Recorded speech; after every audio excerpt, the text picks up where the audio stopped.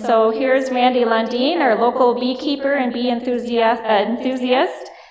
He's very generous to share his knowledge and experience with us and offer this presentation, which is free to everyone, which I guess makes it a freebie.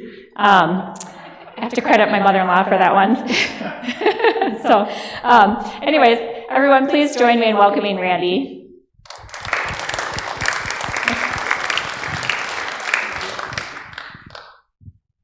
So the name of this talk is To Be or Not to Be, of course. That's what it is. Yeah, you can boo if you need to, yes. So I'm Randy Lundeen. I have lived in Cokato here for many years with my wife Phyllis and our children that are no longer here. They're elsewhere. But I started beekeeping about 10 years ago. And it was just kind of on a whim, really. I started watching videos. I started reading some books, and they're just amazing things. I enjoyed learning about them, watching all the videos, and so videos, books, and the School of Hard Knocks. That's how you learn beekeeping, in my opinion. You're always going to have problems, but slowly over time, you figure out how to make those problems have less of an impact on your bees. I'm going to be going off my notes here a fair amount, so, and as long as we're talking, they're as busy as a bee, or we made a beeline for something, or I've got a bee in my bonnet.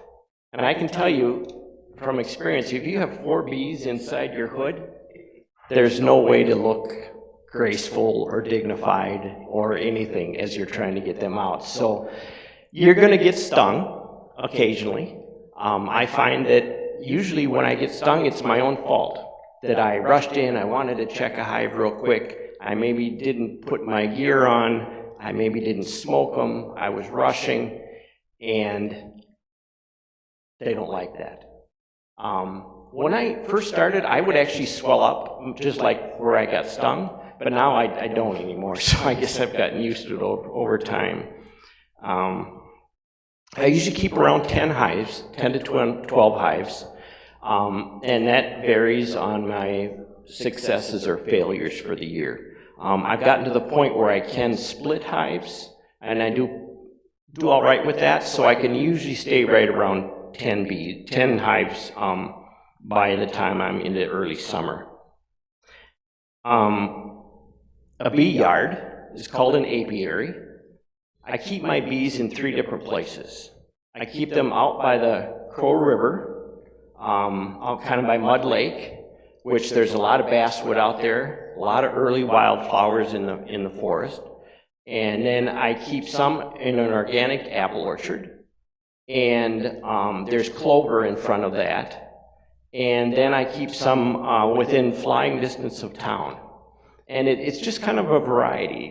It gives me a chance to kind of see how they react in different places. And obviously last year got to be somewhat stressful on the bees with the drought and all that going on, but ultimately I did all right last year, even as far as honey and that type of thing.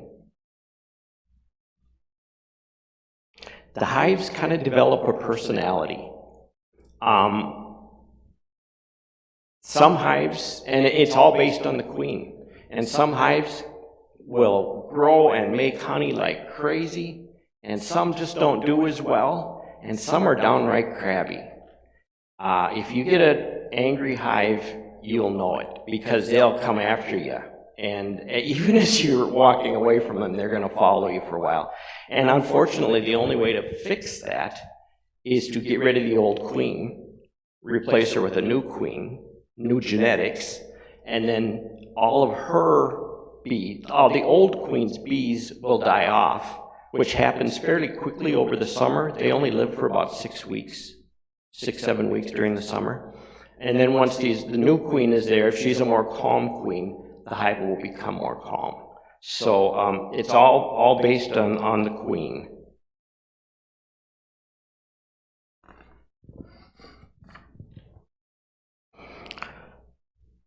As far as where I place my bees physically, I like to put them away from the prevailing wind. So I like to put my bees on the southeast side of like a line of trees or a hill or something that's going to kind of reduce that wind, that prevailing wind.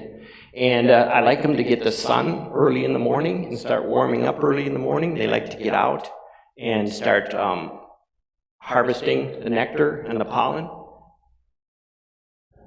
Yes, and I will get there in just, yes. I'm giving them all a chance to find the queen, right? Is that what we're doing? So prevailing winds gets the morning sun and the sun most of the day if possible. It just, they do better when they do that type of thing.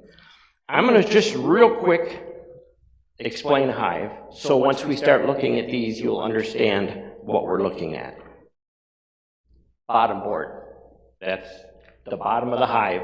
And I always put my hive either on a pallet or a 4x4 on concrete blocks. You want them up off the ground so they don't get wet, so animals don't get to them, skunks, that type of thing. They still can, but it's just better to be up off the ground. This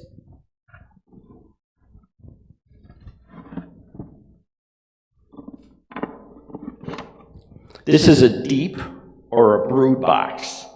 So this is what you start out a hive with. I start with one deep. And these are frames. And the foundation in these frames is man-made. It does have wax on them, which helps them to start drawing out the comb. And I've got some drawn out comb I'll show you here also. But this is what you start with if you have not had bees before. If you have had bees before and are able to find some brood frames with comb, it just helps them start that much sooner, that they're not having to make all the comb again, and they're not starting from scratch. So, and you know how it is like with tape measures and all those things where you got 20 of them, but you can only find one at a time? That's why this is our hive tool. You need this all the time. You use it for getting frames out of the hive, for cracking the boxes apart, because the bees seal up everything with propolis or propolis. And so you're always kind of fighting that urge that they have to glue things together.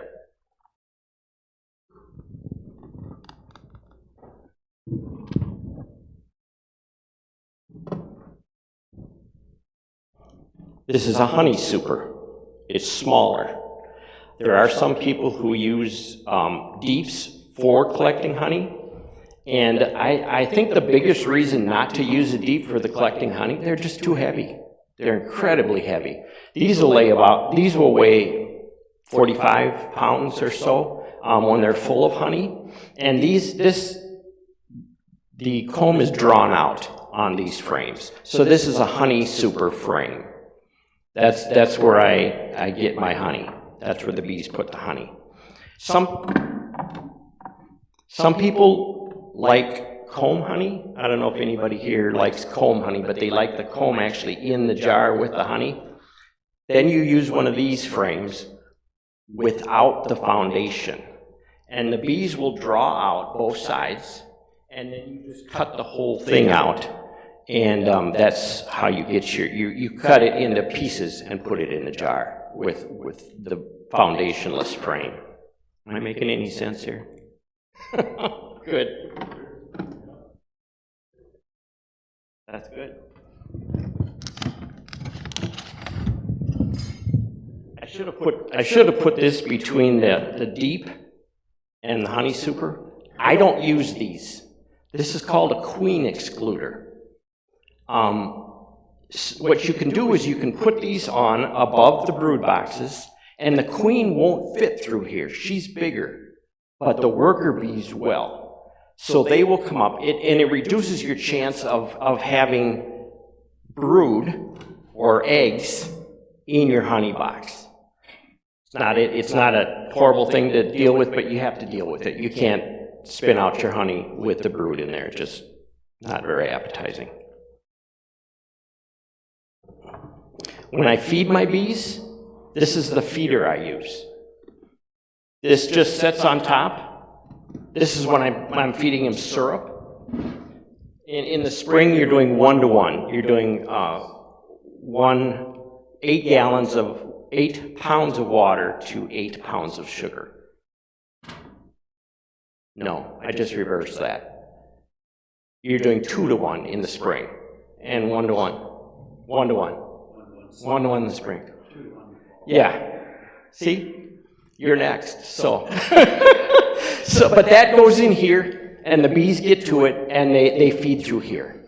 And I put this on. I've had to use this more this spring because there's nothing for the bees to eat. There's pollen right now, but there's no nectar. So I've had to supplement their pollen intake with honey, with syrup. And this is just a top board or an inner cover. And this goes on, and then you put your top cover on. Now you have a hive, or close to it. Some people vary a little bit on that, but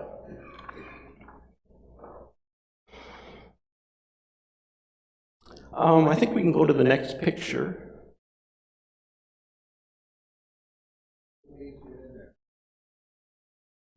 That's a good question.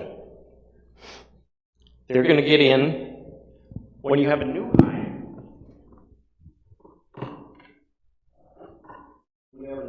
When you have a new group of bees that you're just starting, they're always going to come in here. Some people will put a hole here also. When you're just starting bees, when you have like a 2 or a 3 pound package or a nuke, you're going to use this to reduce the size of the entrance so the bees don't have to guard so many open areas, and they don't have to fight off other bees. Other bees will actually come in and try and rob what little nectar or honey they've had. So you do use a reducer. And then once they're at a good size, you just take that out, and then they're coming in through here.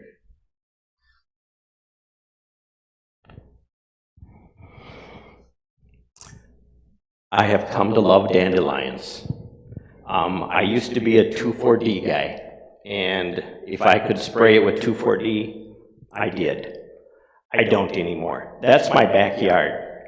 And as you can see, I've got dandelions.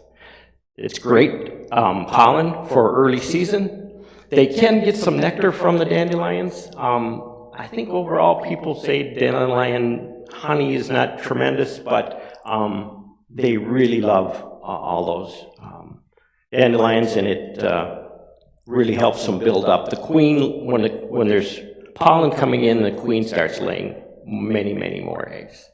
You can go. Apple trees. They smell beautiful. You can go out there on a summer day when they're open and the whole place is just buzzing. The trees are literally just humming, and it's amazing. And you can see I've got 2 deeps, which is how that's how I run my hives. Normally 2 deeps, I don't go less than 2 deeps. And then 1 honey super on top, right there is what I have.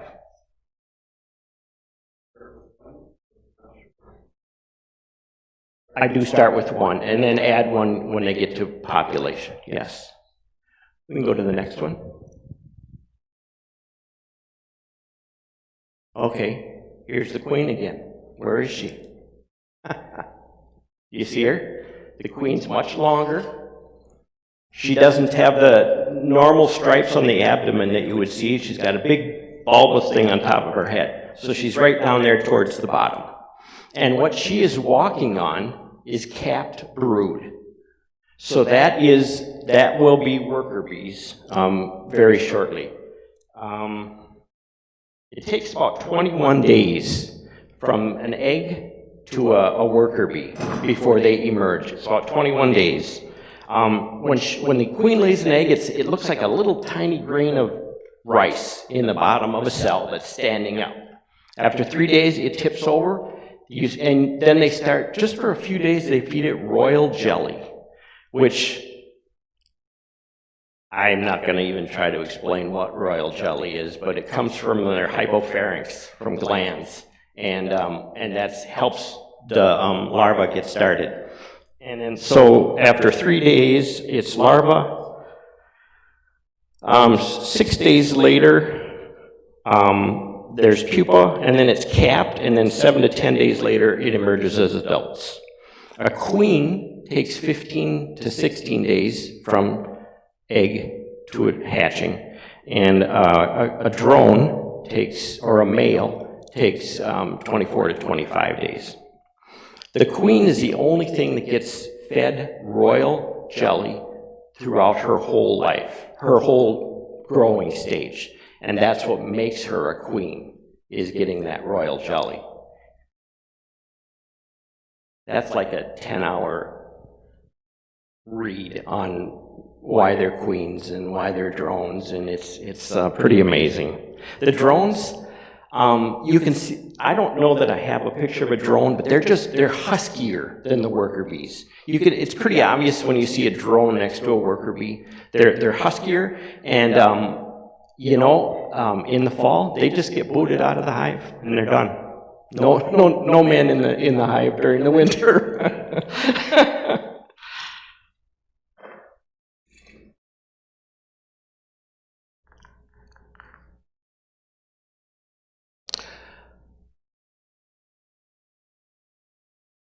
When I first started with bees, I would buy a 3-pound package of bees.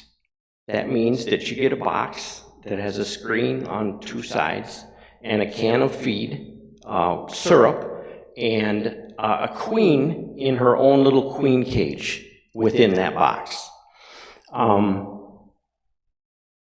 What you do, can we go ahead a picture? Let's go ahead one more. Yeah, that's good now.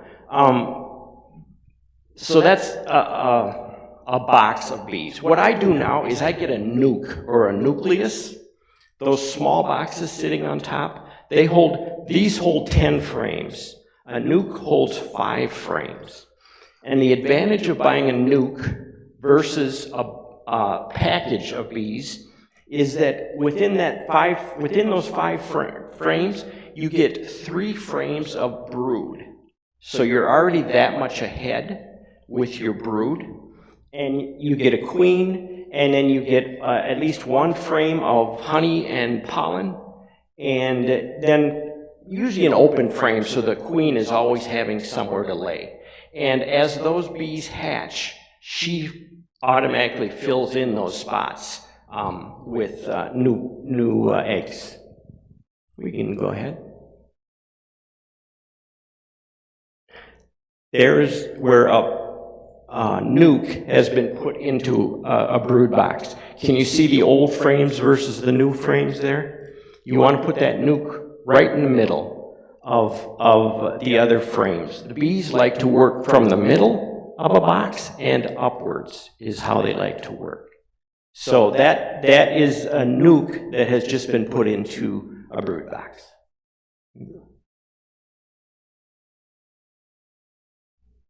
Dandelions.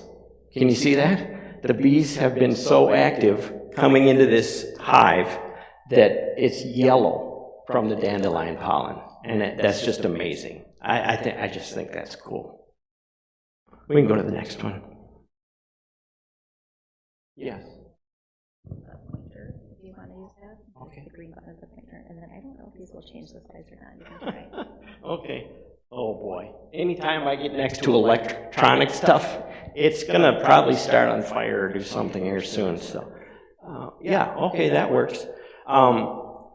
So there is just fairly early in the season, and I have got 3 hives, and I've got one that's actually a split. I'm going to go ahead a little bit more before I get into splits.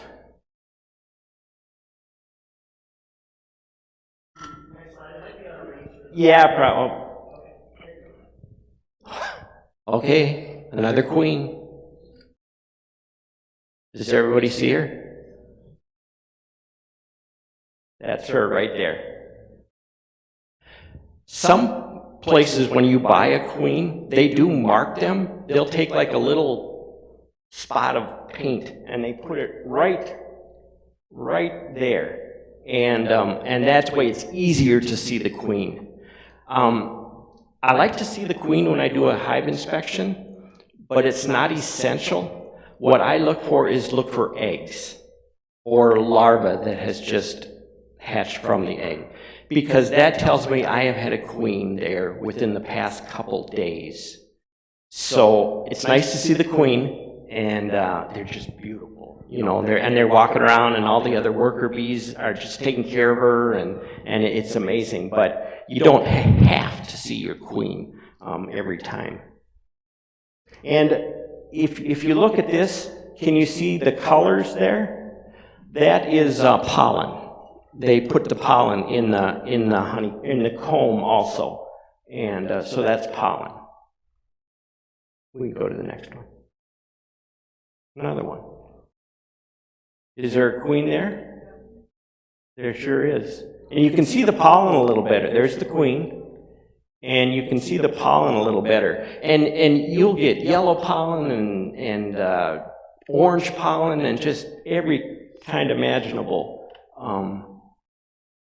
throughout the summer. And what you like to see is let's see if I can get through this.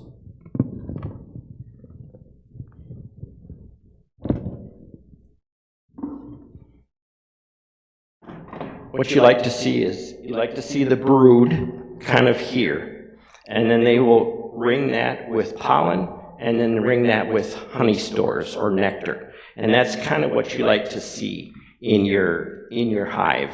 That's just, and you like to see almost every cell with an egg in it, because if a queen starts to get too old or starts getting weakened for some reason, you get what's called a shotgun effect, where there's a lot more holes in where there are nothing laid, no eggs. And that is then a problem. And the bees will actually know that their queen is failing, and they will take one of those eggs that has just been laid within a day or two and start feeding it royal jelly. And they will do that, and it forms a larger cell for the queen, a queen cell. And then when that queen hatches, if the old queen is still alive, that queen will kill the old queen. And then they have a new queen, good for another couple years, 2 to 3 years. Generally on queens, 2 to 3 years. Do you replace yours often, or? I try to replace every spring. Do you? Okay. But queen will live 2 to 3 years if she's pregnant. Yep. If she's got good genetics, then they'll go that long. But like I say, if you start to see that shotgun effect that she's failing, and the bees know she's failing, they'll get rid of her. It's called a supersedure.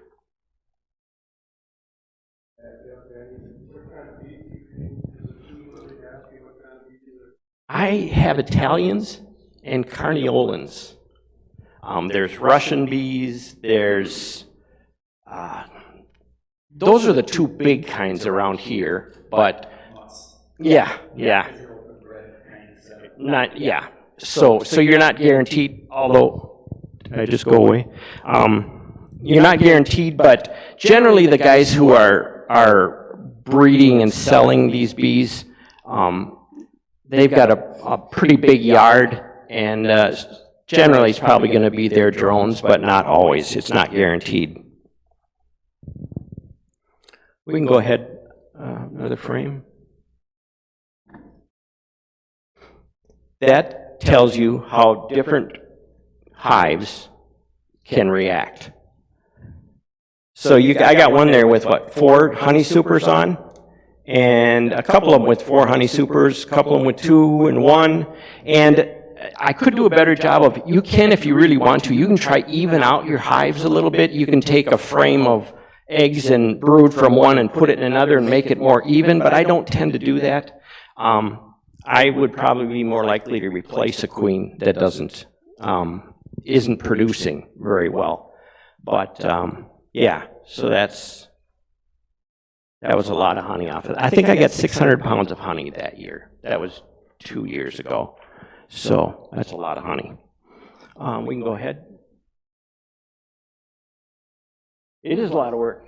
Yeah. But like we said earlier, we're in it strictly for the money. Yeah, it's all for the money. Yeah. So sometimes when your hive is really full packed with bees, or if it's really hot out, you can get bearding. This is called bearding. Doesn't necessarily mean they're gonna swarm, but it's definitely good to take a look and just make sure they have enough room at this point, so they don't swarm. And we're going to get to swarming here in just a minute. We can go with the next one.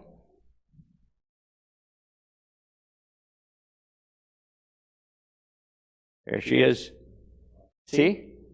It just takes see one, do one, teach one. See one, do one, teach one. That's what beekeeping is. You got to kind of just keep moving through it.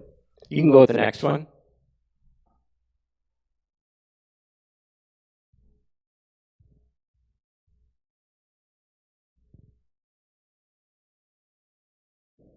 That's a box of bees. You like to see that. That is a bee hive that is maximizing its potential. And you should be putting more space on it at this point. And you should be checking to see if there's queen cells, if they're making queen cells, if they're thinking, or queen cups, if they're thinking about swarming. You really got to watch them at this point, or you'll lose half your hive. And I'll explain that here shortly. We can go ahead. So bees, when they swarm, when they're too many in the hive, they're like, okay, we're too crowded, and the queen will lay in these queen cups, becomes a queen cell, gets fed, and another queen will develop. And I'm going to have to look at this to remember exactly.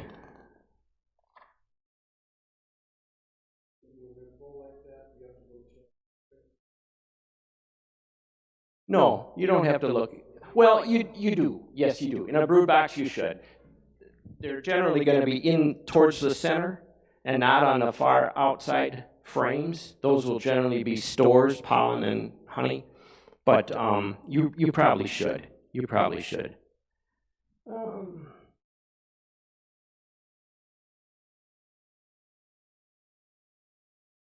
I was going to tell you here, but so a couple days before, I think it's 5 days, I might be a few days off here, before this new queen emerges, the old queen stops laying, and the bees just start eating. They eat. And before that new queen emerges, the old queen and half of the worker bees will leave the hive, and they do it in mass. I've never seen one person myself, but it's an amazing thing to see. Just amazing. I mean, it's just the air is full of bees. Yes, very loud, very loud. And then they will go, usually not real far, 50 yards, 100 yards, and then they will sit like these. This is a swarm of bees, and they're sitting in the tree. And what happens is they'll go there, the queen's in the middle of them, the old queen is in the middle of them, and they send out scout bees, and they will look at multiple spots that could potentially be a good new hive. And they actually come back and they come to consensus on where they're going to go. I don't know if they have paper ballots or what, but they just, they come to a consensus. And they're like, okay, that's where our new hive is going to be. And but what we've done here is we're cutting. This friend of mine called me and said, I got a bunch of bees, and he's got bees too. So they were probably his own. But we can go ahead and slide.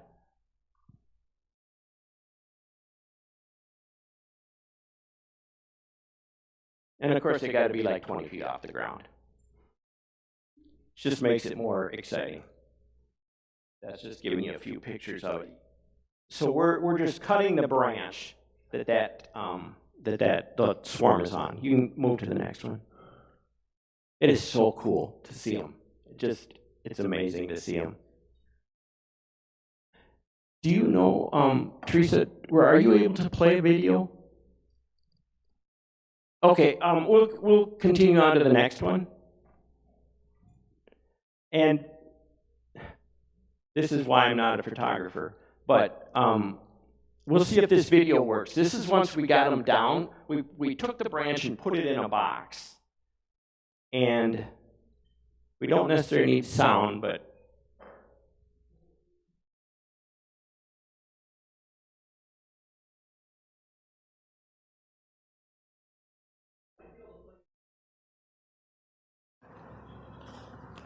okay, and this is just, so I'm going to film it here, so wow, that is just amazing. And here we're putting those bees. Just give it a big shake? I would, just, yeah. Perfect. Just give it a good hard shake. And that's a lot, that's got to be 6 pounds of bees. It's a tremendous amount of bees. That's almost like 2-3 pound packages. We didn't see the queen at any point. But if you shake these bees into a hive, and even if you had left, or even onto the ground, these bees will literally march into a hive if they know there are queens in there. And yeah, I would just leave the box next to the hive. They know are there that tells them queen is there. So I would put the frames in. I would put some more frames generally, in. They're fat and happy when they've swarmed. We didn't smoke them? No. But it wouldn't hurt. I don't think it would probably hurt. look at the box just to make sure. Pretty calm. And just because there's a lot of bees in the air doesn't mean it's bad.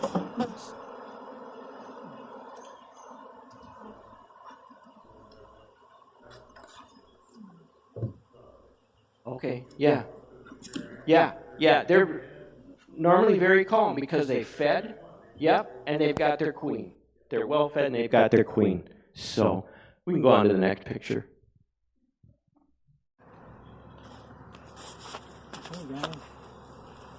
I'm going to film you here. So.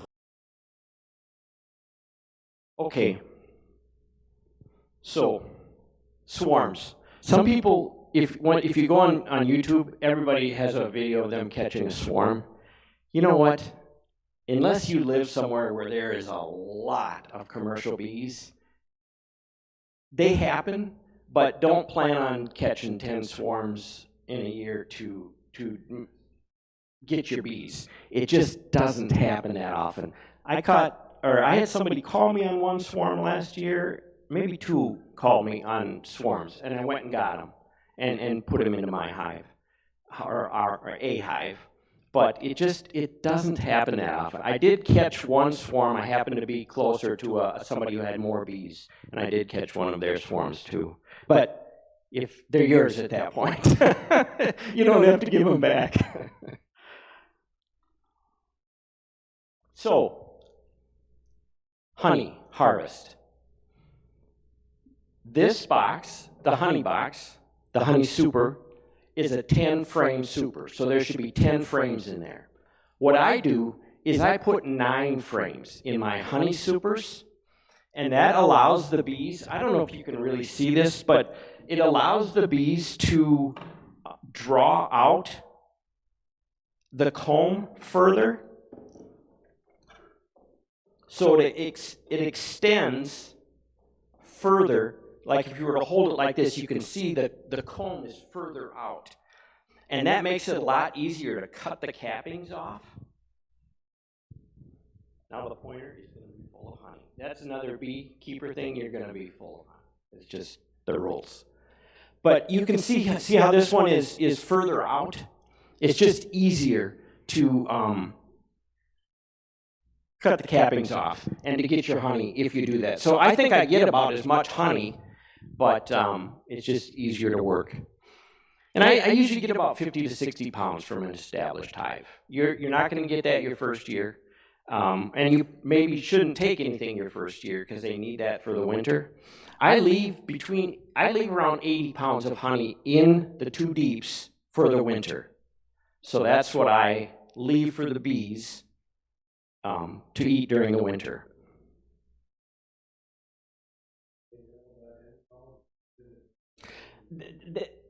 there's only 4. I would not put that in a hive like that because yeah, they'll put comb all different ways, and so you want to have no less than 9 hives in there, or 9 frames in there, or they will just kind of go crazy combing on you sometimes.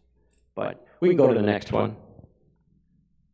There, and what I do is I take a honey super off, and I will take each frame out and I put an empty one on top, and I just shake it into the bees into the existing hive, and then I brush off what bees are left, and I just put it in another honey super, and that's how I collect my frames from the bees.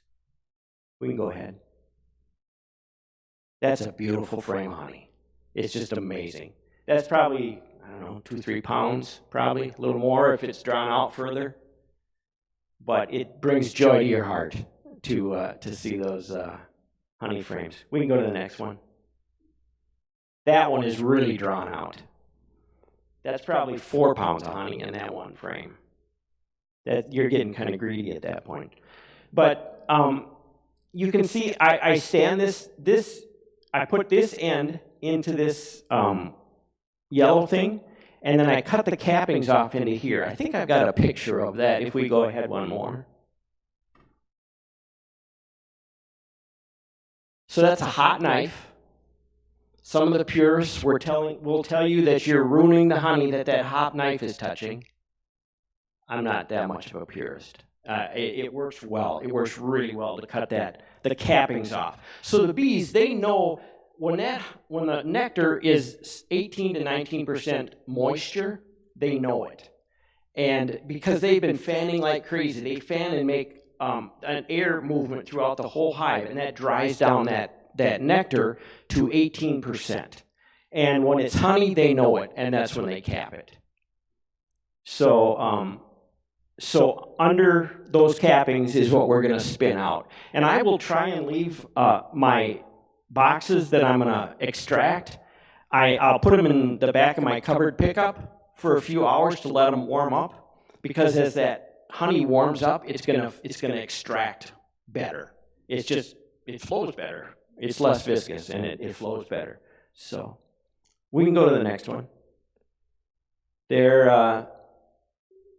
That's my daughter and son that are extracting honey. And in the pail, I put just a paint strainer, and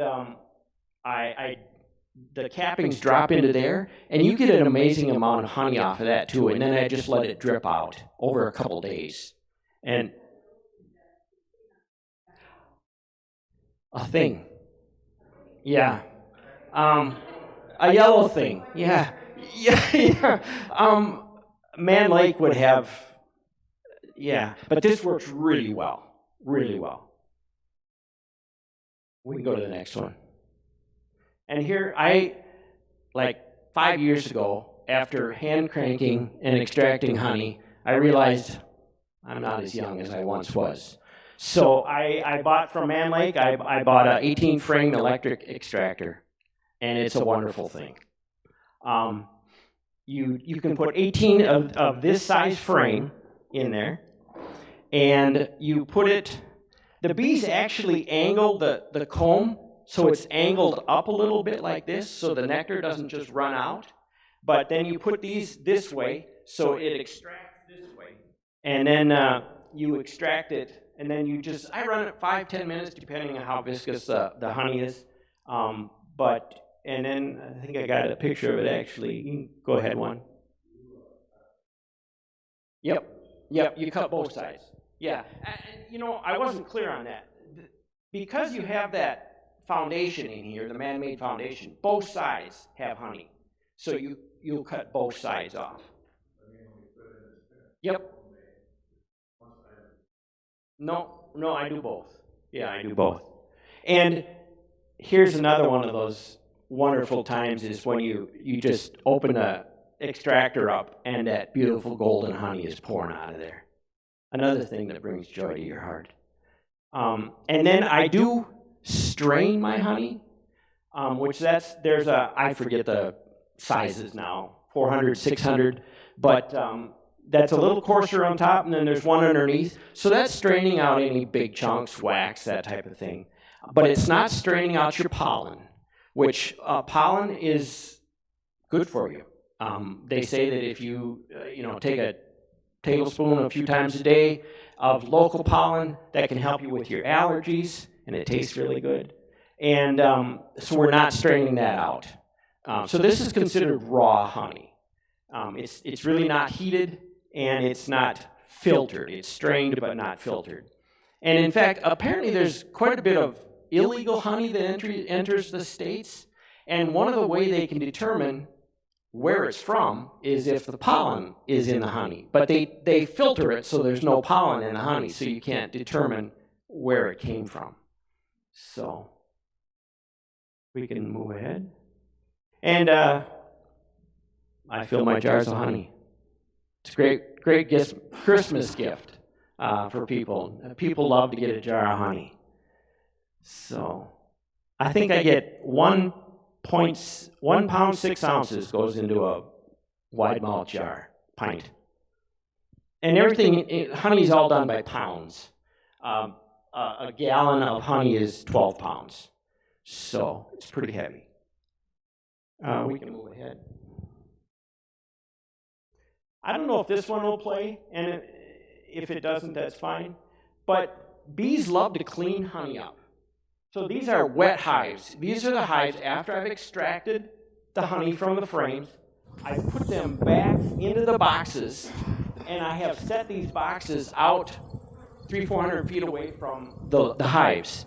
And they will come and they will eat every little last bit of honey out of those hives After extracting for the their honey, own, or bring it back to the I hive. set the So, wet and even seepers out if I were to have my extractor outside, 300 they'd clean it away up for from me. the hives. They're just and the amazing. bees. But you can also, Clean if them you're up. too close to existing hives, Clean as can be. if there's a lot of open honey around, bees will start robbing other hives, and they will find the lesser hives, the weaker hives, and they'll actually kind of just go in and start stealing honey. So, and once you get them going, they get just kind of crazy. We can move ahead.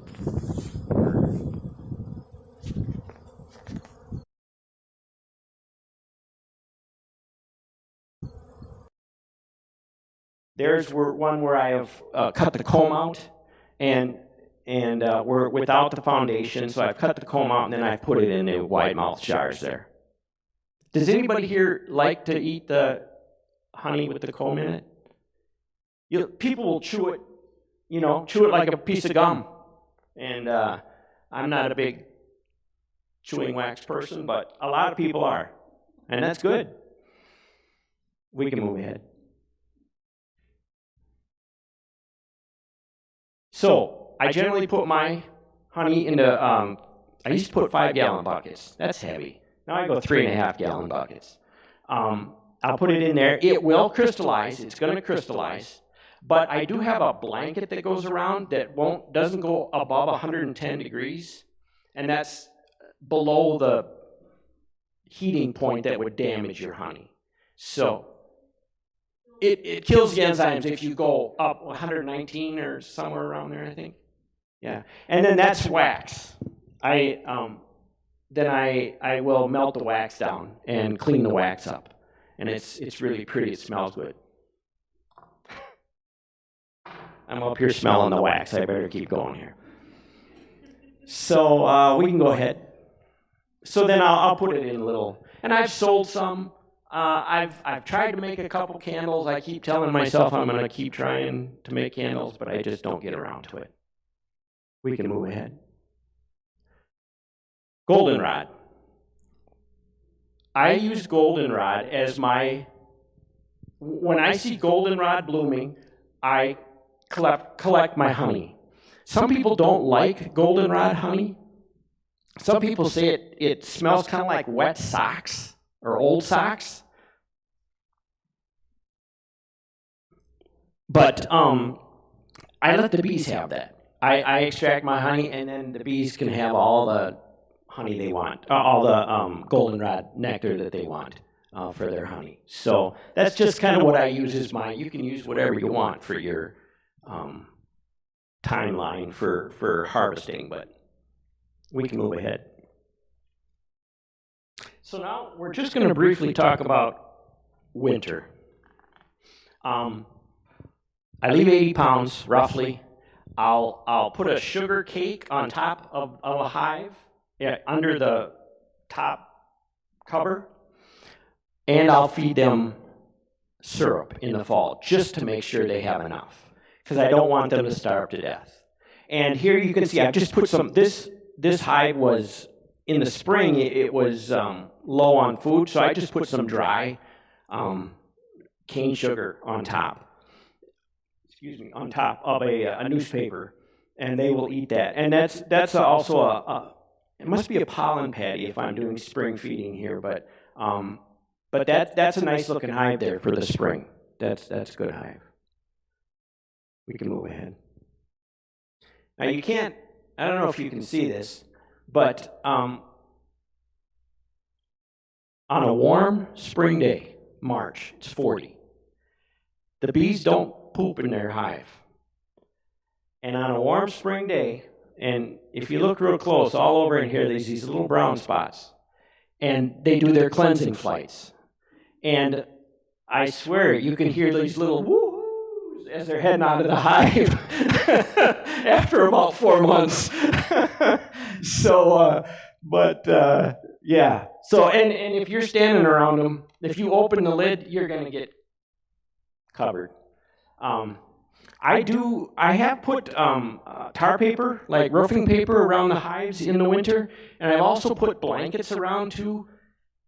I think I would do, the bees get, or the mice get into the blankets, so I think the tar paper helped as much, and it just helps keep the hive warm. They keep that, for the queen, they form a ball in this deep hive, and they keep it at 92 degrees for the queen all winter. And they do that by shivering. They just shiver and shake, and that's what creates heat. And that's how they survive the winter. And if it's too small of a hive, they're going to die. They'll just freeze. And now this spring is bad because there's no flowers. Normally, that dandelion picture in the beginning, that was my backyard last year. Right, today, and so you've really got to watch them in the spring, because it's hateful to have them make it all the way through and then die in March because they starve. And you can see that because you get in there and their little heads are as far down into those cells as they can get, trying to get that last little bit of honey out, but they'll die, or at least die down to a point where they're just not viable as a hive. And so you really got to watch them in the spring. Even now, when it seems good, you got to make sure there's food out there for them. We can move ahead. Oh, I guess that one. That's another thing that brings, a lot of things bring joy to my heart. But when you walk out, or when you drive out and you take a look at your hive and you see bees flying in and out of the hive, then you know they're at least alive, and you can probably keep them alive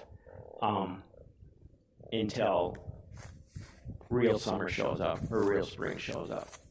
There you can see how the snow is covered. We can move ahead. And there, can you see the pollen?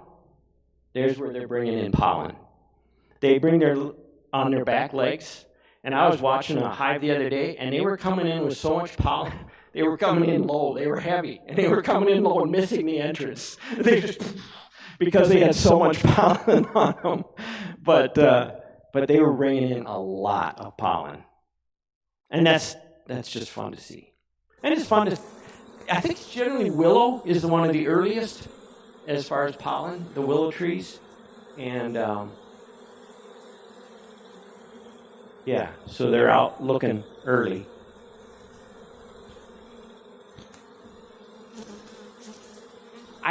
That's for a little ventilation, because you want some ventilation through, you don't want it to get wet in there during the winter. And I do create kind of an airway there, a passage there. There again, I'm just bragging on those. We can.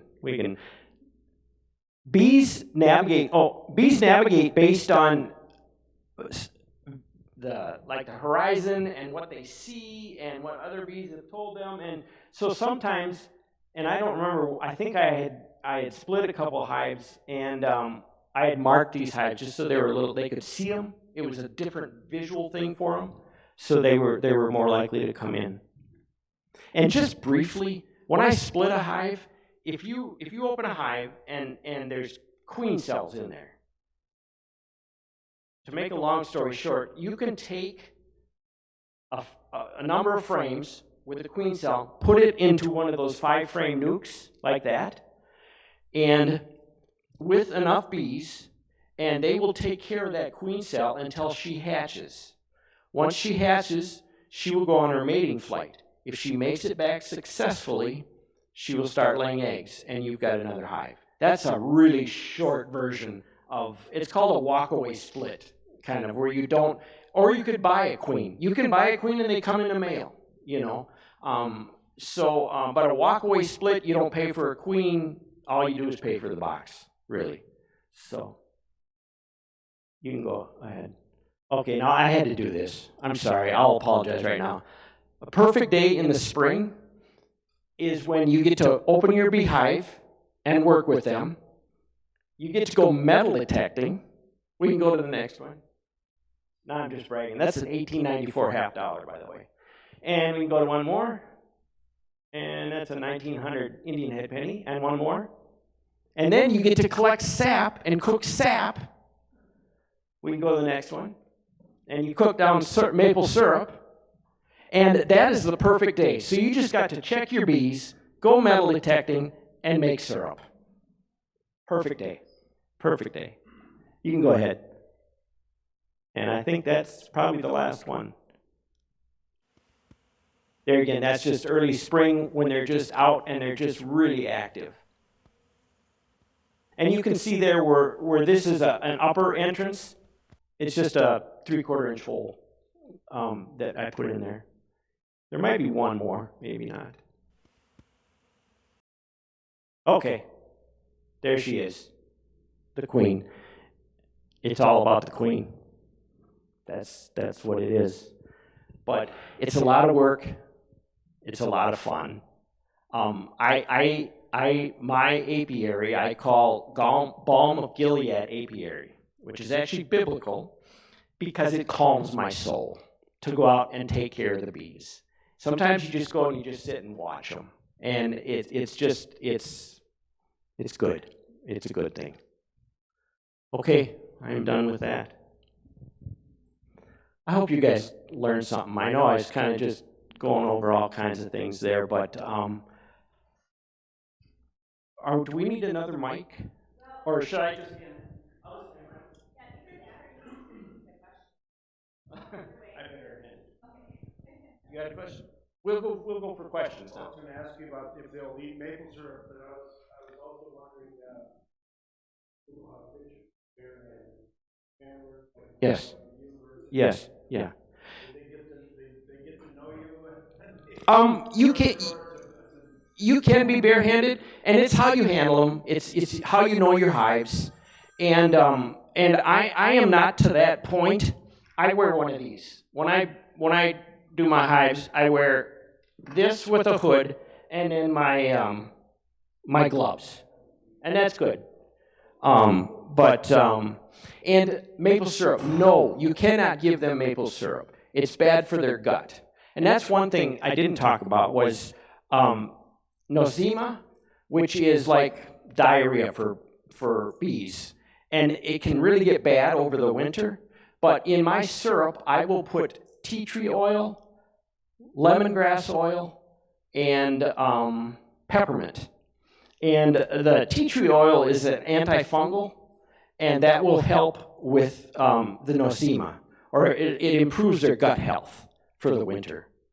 And then there's varroa mites, which is what everybody hears about, is varroa mites. It's like a wood tick for bees, and they're very difficult to deal with, but there are some good,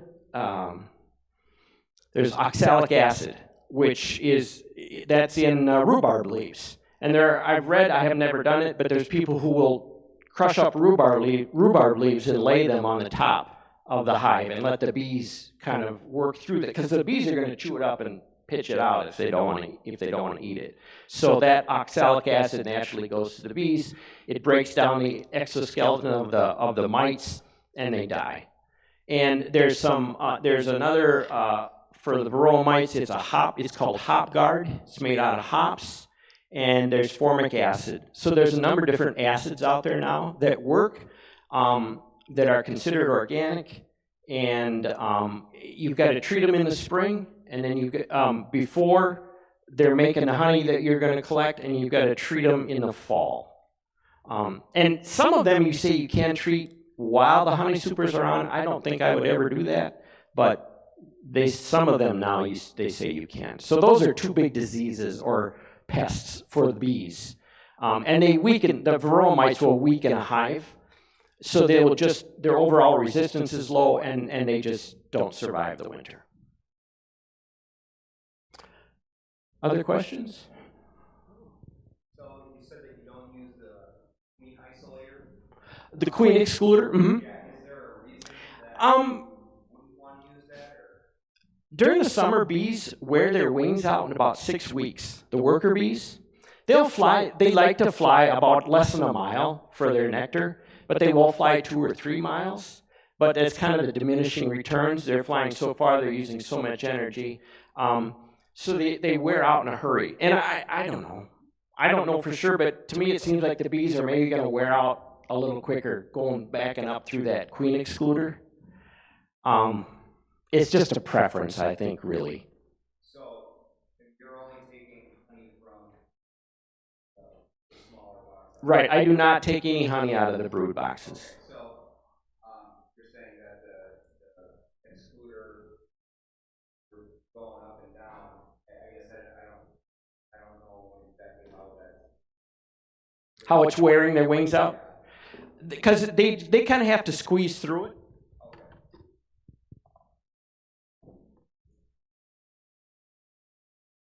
Yeah, they kind of have to squeeze through it. So, and like I said, the queen won't fit through there, but the bees will. Okay. So. And how hard is it to deal with the eggs that you get on? If you get one box of honey on there, the queen's probably not going to come up through that box to lay eggs, as long as she's got enough room in the brood boxes. So you'll get a frame or two with some brood in it maybe sometime, but I have not had real bad luck with that.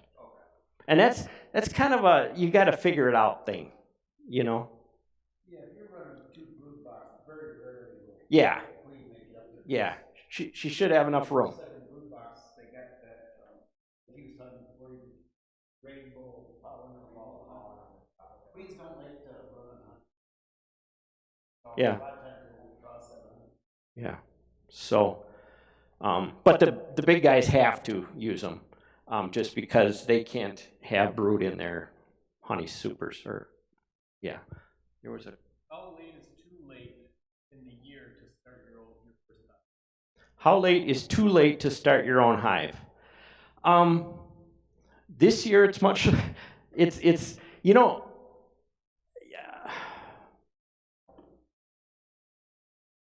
I don't know that I could give you like a time frame, because it's going to depend on the year. Well, could you start one in July? I wouldn't start one in July, probably. June, you could get by if you bought a nuke in June, and just they were able to get out and fill the bottom brood box and start working on a second. I think you'd be fine. Even like swarms, you can get small swarms in July and August, but they're not going to survive. You're going to be better just to put them in with another bunch of bees. Right. I've got small swarms, but then I kept them in double 5 framer instead of 10 frame. So they don't have so much They have room. less- Yeah. they got- Yeah. Keep it warmer and less area to defend against other things. Yeah. And And that survive anyway. yeah. And if it's a July, even if it's a July with the basswood's really blooming and your whatever is really blooming, yeah, they would make it, as long as you fed them properly, probably towards fall. Heavy. Yeah. So every- Yeah. But yeah, I mean, there's still people selling nukes now.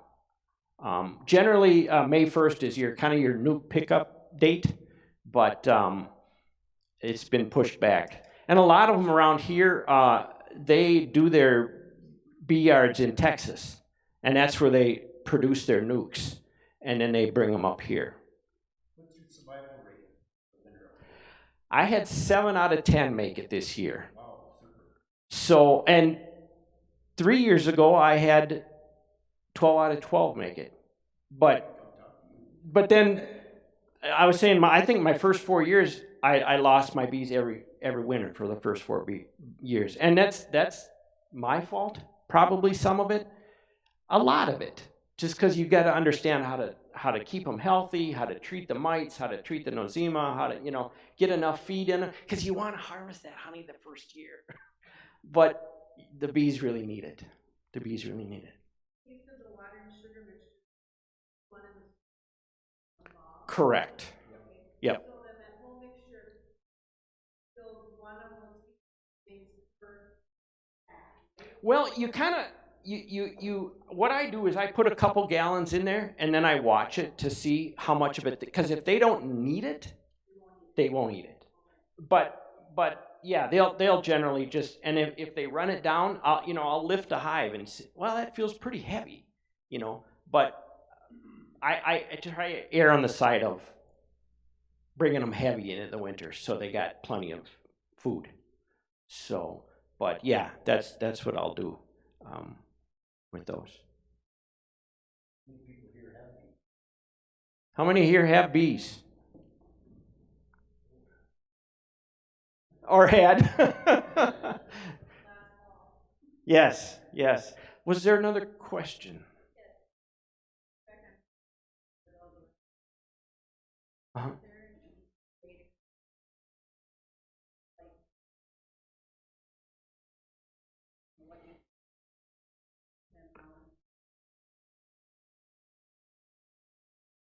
She's wondering just on a timeline for newbies in a new year, correct? Is that the kind of the short? Yeah. Ideally, you're going to want to order your bee stuff in January, and you're going to want to order your nukes in January. But if you're able to get bee stuff, hive box and brood box and bees, like I said, if you get a nuke in May still, you should be fine.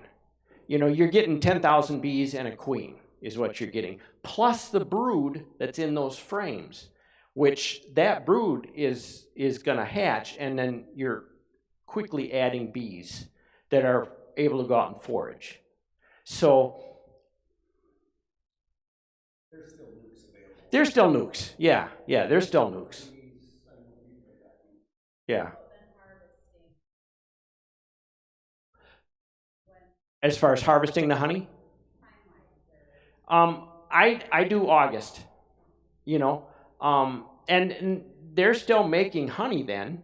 And there again, it depends on the year, on the rain you've had and what's blooming. They call them honey flows or nectar flows when, like I said, the basswood or there's guys up in Canada, they got thousands of acres of canola. So they make canola honey like crazy for 2 weeks, but yeah, that's you got to kind of decide. The first year you need to leave it for the bees, really. You can steal one frame out of there just so you get a little on your toast in the morning, but you've got to make sure you feed them and that they have enough food for the winter. Mm-hmm.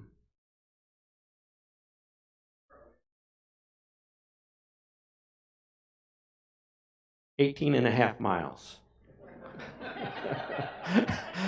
He just asked me how far away from conventional farming. I've got my hives close to conventional farming. I'm out by the river. It's probably, but it's a hayfield, so, and it's not sprayed really often. But you gotta. I don't know how I could answer that exactly on how far away. You want to be as far away as you can. just, if they're spraying for aphids or stuff like that, it's gonna be hard on your bees.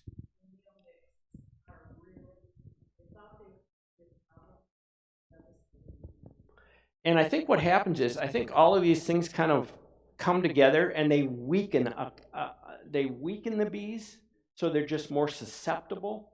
I don't know if it's just, I mean, sometimes it is just one thing. If they're out in the almond orchards in California and they get sprayed, they die. But I think it's a combination of things, and I think we have to work hard to make sure our bees are healthy, and to keep them away from that if at all possible. Some does, and I'm not an expert on which ones do what. I just try and avoid as much as I can.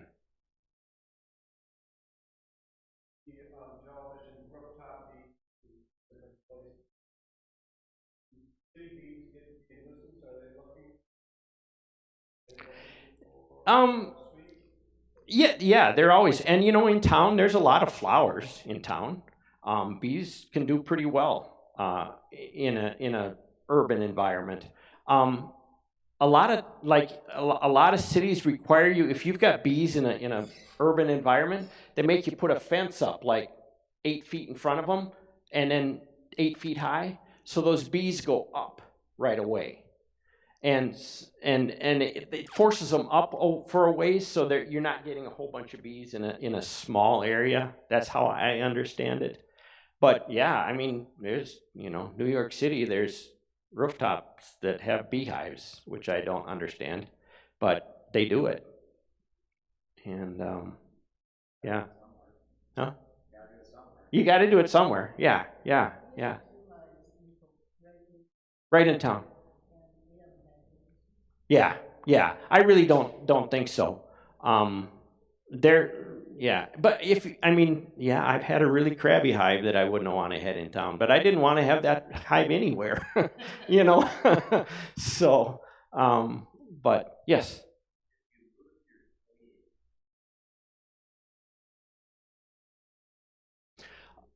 If you lose your queen, they just dwindle down. Yes, if there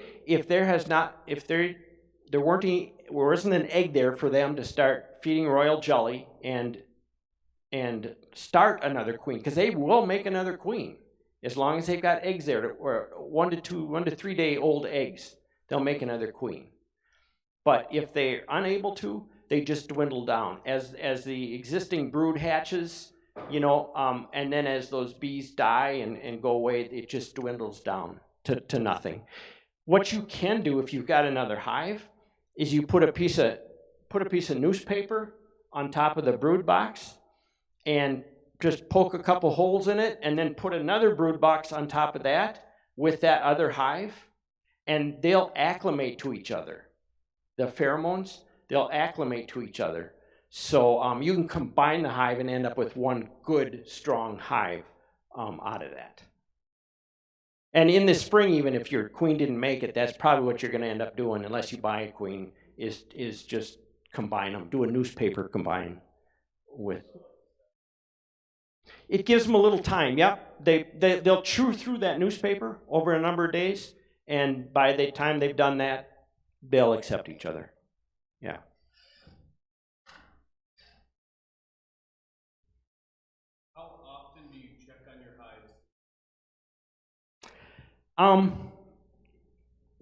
When I first started, I wanted to go out like twice a day and check on them. Yeah, that's not good.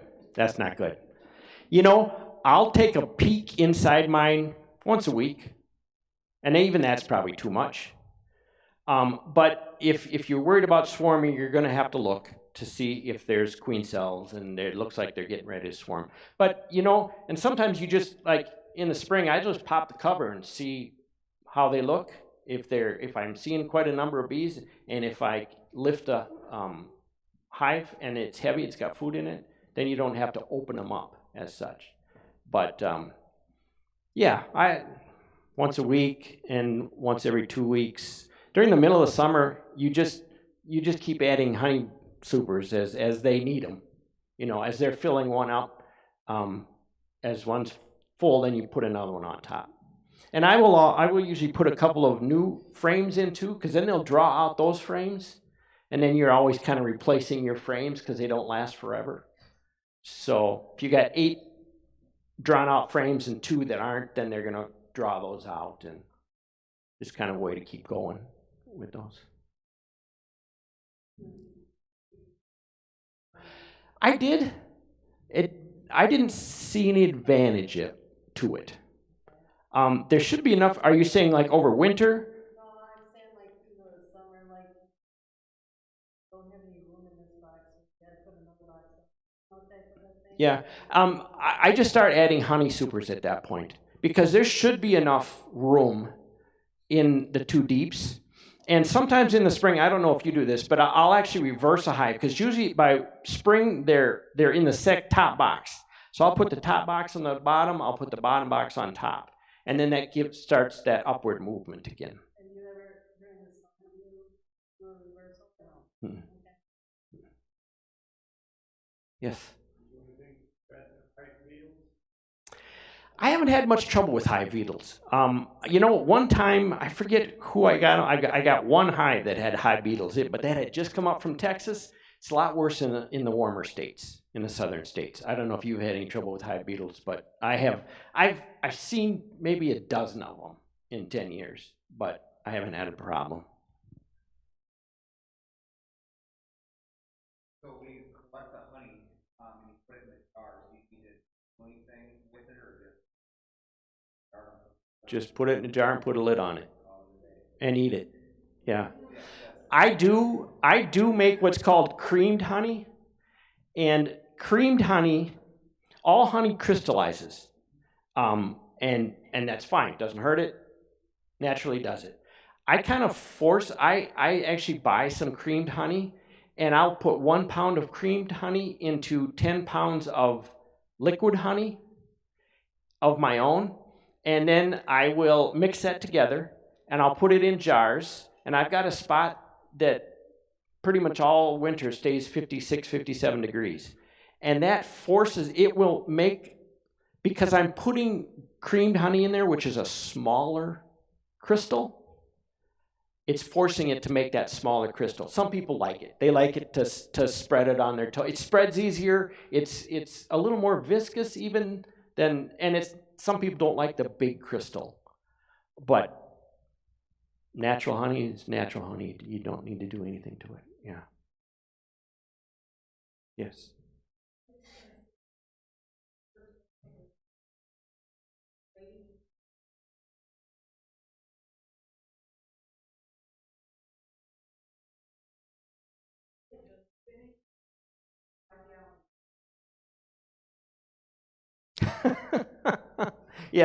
Yes. So at least 20 years. And if you go by the stories, 2,000 years on the pyramids and 5,000 years and honey in there. But yeah, it lasts. And you know, just one more little thing here. Honey's very acidic, which you wouldn't think that honey is acidic, but it's 4.75 acidity. Our natural bodies, I don't remember, 5, 6, 5, somewhere in there. But so they actually use honey to kill bacteria. They'll infuse it into like burn dressings and use it in that environment, and it helps with infection because it does not allow anything to grow, and that's why honey lasts so long.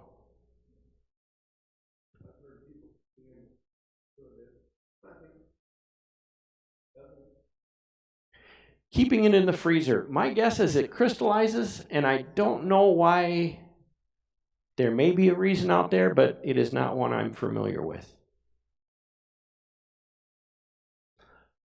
Okay. Well, I hope one more. Do you have any recommendations on where to get I've got a couple of I've made a sheet of just a couple of books that I read. This is a book, by the way, for the kids. Sorry. It's not the YouTube. I've got some YouTube videos, guys, that I watch. I've got couple books And where I've got nukes and Natural Beekeeping by Ross Conrad, it was a good one for me. And then the Beekeeper Bibles, this has just any little bit of information you ever want to know about me, bees and more is in here. If you need to read something at bedtime or something. So, okay, thank you very much. I appreciate it. And you know, I got a phone number there. If you got a question about something, let me know. I kind of run like a crazy man all summer, but I'm willing to answer a couple questions if you have any. Thank you very much.